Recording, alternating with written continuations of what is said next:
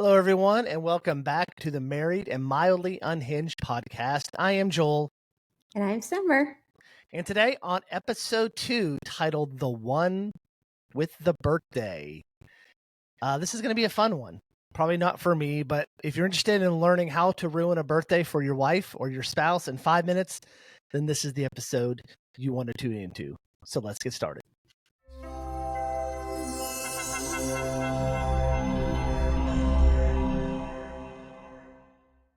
Okay, we are back. First off, before we start, I want to thank everyone who has subscribed on YouTube and has watched our podcast on Spotify and on Apple Podcast. Thank you all for doing that. We're just getting started, episode 2. And this one is all about your birthday, Summer. So we will not say how old Summer was turning or is turning or did turn, sorry. She had a birthday last week. And it was a joyous day, wasn't it? So it was not the best day in the world. So we're going to talk about how it all started. So I'm off for the summer, and well, actually I wasn't off at this time. I was just going in late, and we have to set the stage first. So this is what happened. Let's go back. So we live in a house with a 2-car garage. I have a car. My wife has a car. My son has a car. He parks his in the driveway at the end of the driveway. So if I ever need to get out, I can kind of scoot around him because he parks behind me in the driveway. He doesn't park behind Summer because Summer leaves 5:30 in the morning to go to work, or 6:30 in the morning to go to work. She gets up at 5:30, 6:30 in the morning to go to work, and she can just back straight down and she's good to go. So normally when I pull out, I have to kind of back out a little, pull into her spot in the garage, and then back down. No problems. We've had the car now for about 2 months now. We've had no issues with this, except for on her birthday. Yep. So got up that morning. Normal day, I was heading into work around 8:30 or 9 and hopped in my car. And this is what I'm trying to figure out because I own a Tesla. My Tesla is supposed to tell me when something's behind me and to stop. But evidently it didn't. And I backed into my son's Mazda parked in our driveway. I will let you know, to be blatantly honest, we'll talk about it. This is not the first time this has happened to me. So we have a tendency in our family for our cars to get hit either at our house or at relatives' house whenever they're parked. Most of our car accidents have been parked cars, if you actually think about it. So I backed into his car. No damage on his car. Yeah, like a small little ding in the front. Nothing, patched it up. I mean, touched up some white paint, no biggie. However, my car, the trunk has some dents in it and we'll be going in for repair next week, about $1,000 worth of damage on that. So not good. So first thing I did after I was in shock for about 10 seconds, I call Summer because she should be the first one to know about it. And Summer, I'll let you take it away. What happened after that? So you get a phone call from me. What happened? I do. I get a phone call and I work at the front desk in the morning till about 8:30 at the job that I'm at. And my phone rings. Well, the first time you called, you want to tell me happy birthday. I did that. And then the second time you called, you said, I just ran into our oldest's car. And I said, no, you didn't. And you said, yes, I did. I said, no, you didn't. So I think this went on for a couple of times. She's about 5 or 10 times. No, you didn't. Yes, I did. No, you didn't. Yes, I did. So yes. Okay. So I said, I got to go. And I think I hung up on you. So listen, I take full responsibility for this.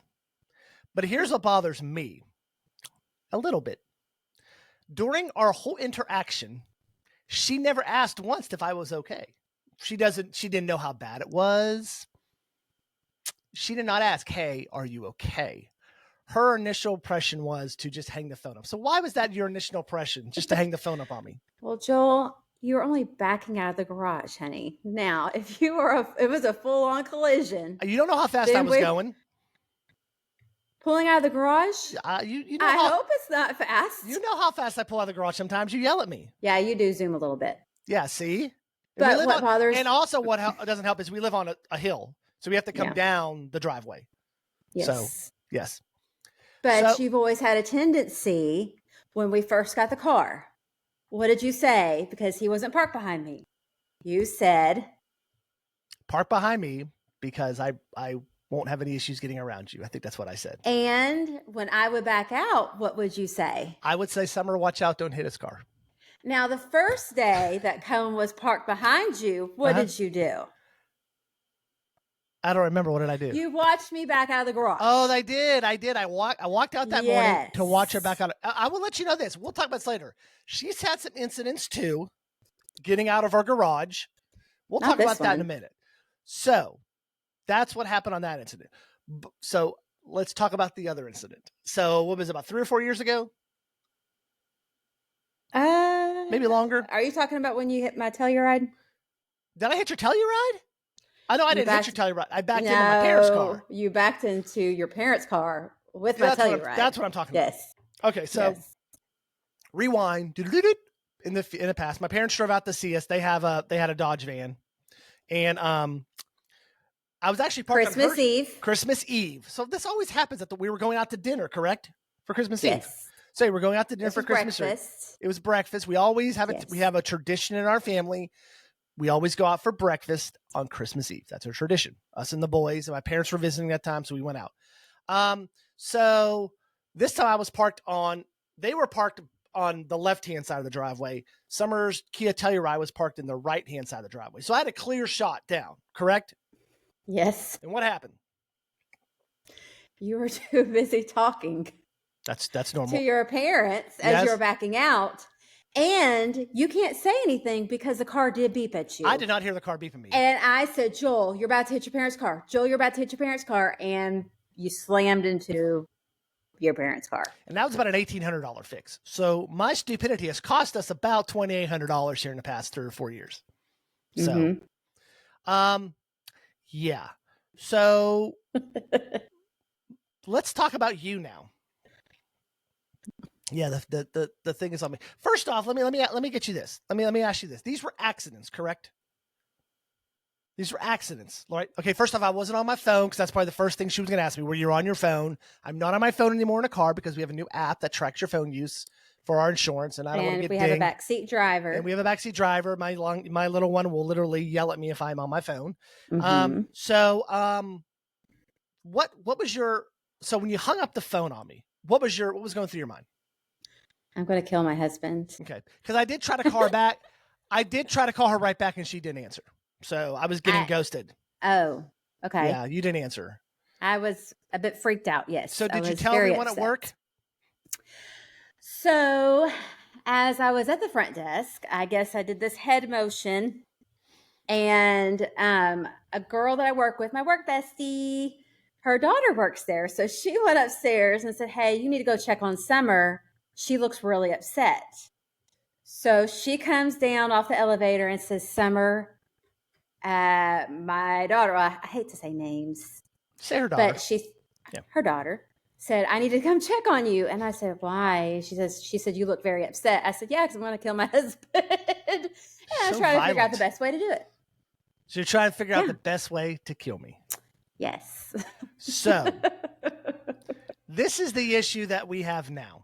Oh, first off, and then let's talk about, later on in the day, I called her and I said, could you please not tell anyone what happened? No, this was still the morning. It was still the morning. You sent me a text like around 9. Because like we've said before, she has a huge family and I really didn't want them to know what happened. So I texted her about 10 maybe and said, hey, could you not tell anyone what happened? And what'd you say? Too late. Yes. So by that time, the entire work had already called my dad. Mm-hmm. And I said, guess what your son-in-law did? And he said, my son-in-law, like he forgot he had one. That's normal. And then your mom had sent me a text to tell me happy birthday. Yeah. So she told my parents before I got to tell them. And I said, well, it's not going to be a great one. Your son just backed into our child's car. So it just went all downhill from there. So yeah. All right. So that is my instance. Let's talk about your instance because according to you, you have excuses for when you do stupid stuff backing out of the driveway. So what happened with you back at our last house, our house number 2? Oh, she got quiet all of a sudden. See? I don't remember. With the kids screaming in the car? No, that was the speeding ticket. That was the ticket you got. The garage door. I have backed into the garage. So closed and opening. I think you've done it twice, haven't you? Or not? No. You only did it once when it was opening? I think it was so close. No, that's when you That's clipped so the top of it, I think, when you were pulling out. Oh. No, I don't remember that one.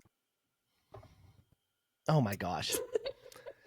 Because if you would have backed it when it was open, Summer, you would have put a dent in the door. There was no dent in it. So remember, I think it was going up and you backed out. Oh, yes. Yes, yes, There yes. we go. So she got out in the garage and she got in her car and she forgot to open it on the wall before she left. So she did it in her car, not And waiting for it to go the whole way up. Right. And she clipped the top of it. Now, I was a very understanding husband at that time because I think I was home when it happened. I may have been. I was a very understanding husband. I went out and checked on her, made sure she was okay. She was crying. There was a couple of scratches on the roof of her car, but there was no major damage. You didn't ask if I was okay. I did. I went out there. I said, "Are you okay? How are your nerves? Do I need to drive you to work?" I took care of you that day. No. Yes, I tell you, I did. You didn't. Yes, I did. I Okay, promise you that. Anyways, she has done that. Is that the only thing you've done dumb in the car? Maybe. Maybe. However, now let's talk about your parents' house. Let's move on to that. My car has been, like I said, our cars have been hit more not moving than they have moving. So first incident years ago, my gosh, this was a long time ago. I had a Chevy Cavalier, a white one. So that's how long ago it was. Most of you listening, if you're not Gen Xers, you have no idea what a Chevy Cavalier is.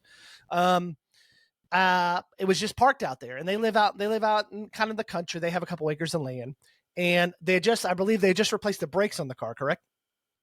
Yes. Are you talking about me? No, the one that, Oh. how did I get hit? My brother backed into you. That's right. Was that after they did the brakes or not?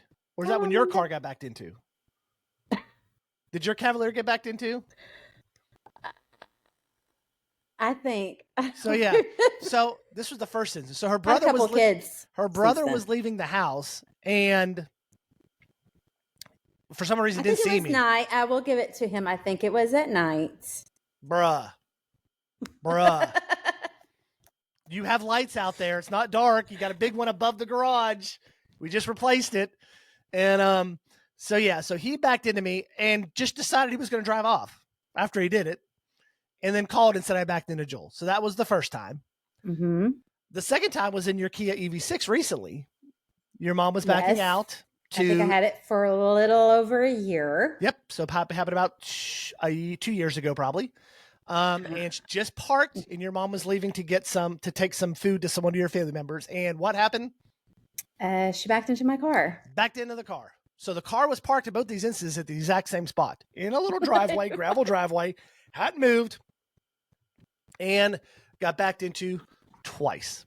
So that is kind of like our experience with that. So, I want to let you know, I'm such a great husband. And when it's time to on social media, though, so we'll go back to the incident that just happened.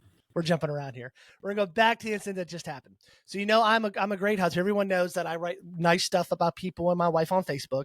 I have a gift that I'm a good writer. I can write stuff and come up with stuff. I got it from my dad. My dad's an English major. He's good at writing. He wrote all my book reports growing up and for me. And did all my science fair projects. And he used to type them for me too on the typewriter. That was pretty cool. Do you want to read the Facebook post from last year? Last year? Yeah, last year's post. This was a year ago. Let's compare the two. This was last year's post. Happy birthday to my incredible wife, Summer. I'm not going to say my last name. Yep. Words can't express how grateful I am to have you in my life. Here's to many more years of love, laughter, and unforgettable memories together. I'm sorry. I love you more than words can say. Gosh, isn't that awesome, y'all? I mean, that's beautiful. That's awesome. That was a year ago. Yes. So this is what now she thinks I was sucking up. So let me share my screen. This is what I wrote. And for those of you watching on YouTube, you can check on this and look at it. So here's what I wrote this year.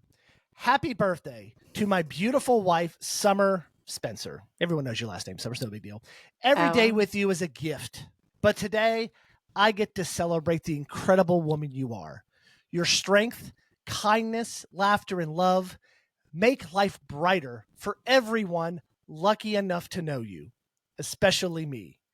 Thank you for being my best friend, my partner, and the heart of our home.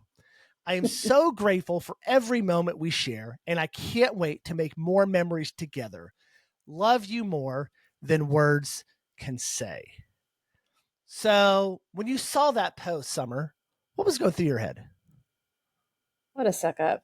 See, that's bad, y'all. Because when I honestly, when I You were met, kissing booty. I was not. I was You were generally caring about how I No. feel about you. You know, If I we have roll back the last several years, I guarantee you they're not as long so as next the year one you you're gonna just get read. happy. You're gonna get happy birthday, bra. That's what you're gonna get. Okay. Probably. Happy birthday, bra. Deuces Mhm. with a peace sign. That's what you're gonna Okay. get. So yes, so that was our experience with Summer's birthday coming up.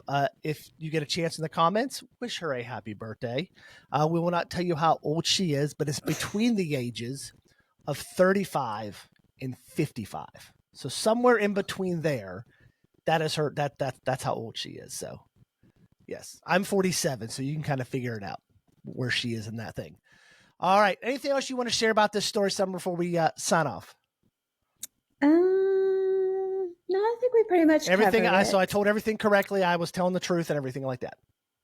Yes. So just for the rest of the day, I was pretty much not in the mood to do anything. No, she didn't want to do anything I came with me. home and took a 2-hour nap, and Must be nice. we didn't even go out for dinner. That's daily. We didn't go out for dinner. No, we went and got a pizza.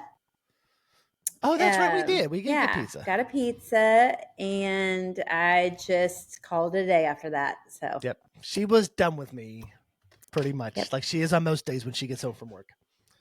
All right. Thank you all for joining us on episode 2 of the Married and Mildly Unhinged podcast. And we will see you again next week. So long, everyone.